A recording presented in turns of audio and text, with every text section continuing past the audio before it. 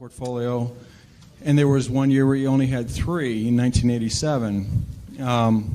So I have 2 questions. Given the number of stocks that you have in the portfolio now, what does that imply about your view of the market in terms of, is it fairly valued, that kind of idea? And second of all, it seems that whenever you take a new investment, you never take less than about 5% and never more than about 10% of the total portfolio with that new position.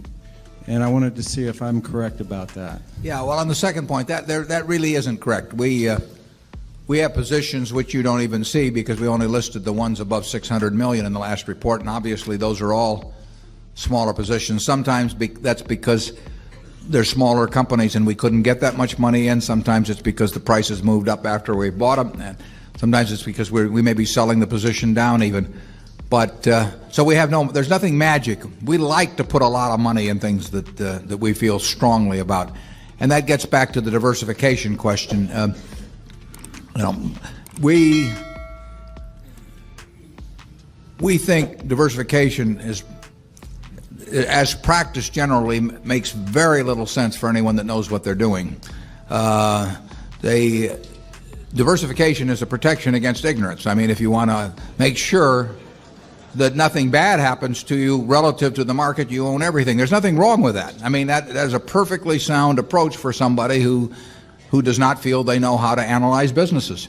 If you know how to analyze businesses and value businesses, it's crazy to own 50 stocks or 40 stocks or 30 stocks probably, because there aren't that many wonderful businesses that are understandable to a single human being in all likelihood, and to have some super wonderful business and then put money in number 30 or 35 on your list of attractiveness and forego putting more money into number 1 just strikes Charlie and me as madness. And it's conventional practice, and it may, if all you have to achieve is average, it may preserve your job, but it's a confession in our view that you don't really understand the businesses that you own. On a personal portfolio basis, I own 1 stock, but it's a business I know, and it leaves me very comfortable. So, do I need to own 28 stocks in order to, have proper diversification? It'd be nonsense. And within Berkshire, I could pick out 3 of our businesses, and I would be very happy if they were the only businesses we owned and I had all my money in Berkshire. Now, I love it, the fact that we can find more than that and that we keep adding to it. But 3 wonderful businesses is more than you need in this life to do very well. And the average person isn't going to run into that. I mean, if you look at how the fortunes were built in this country, they weren't built out of a portfolio of 50 companies. They were built by someone who identified with a wonderful business. Coca-Cola is a great example. A lot of fortunes have been built on that. And there aren't 50 Coca-Colas.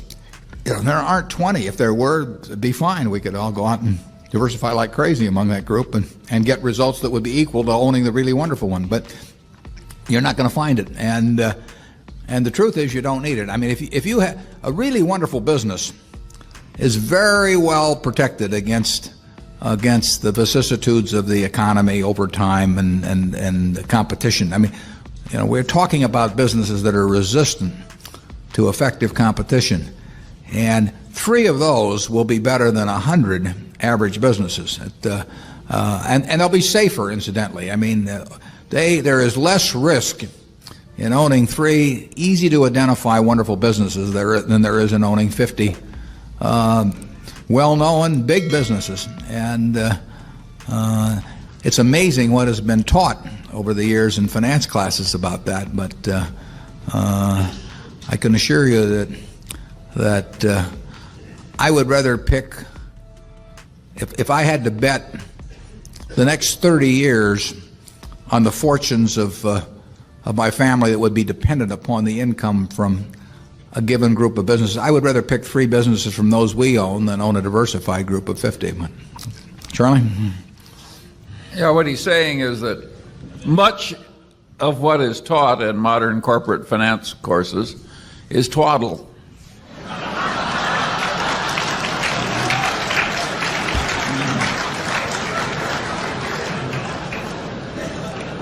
Do you want to elaborate on that, Charlie?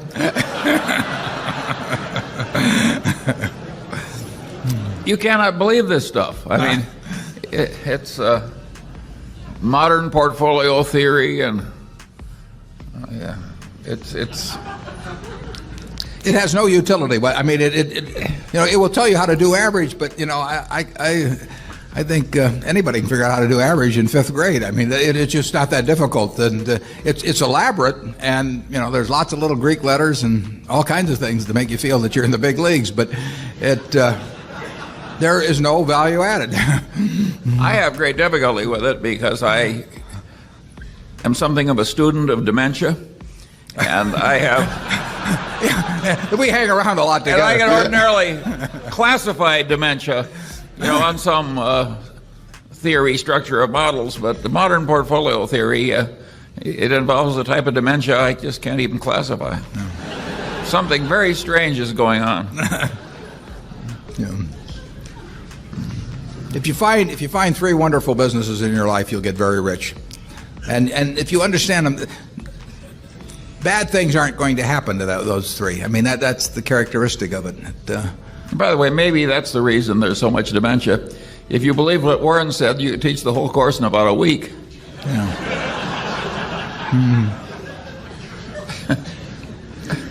Yeah, and the high priest wouldn't have any edge over the lay people, and that never sells well. Right.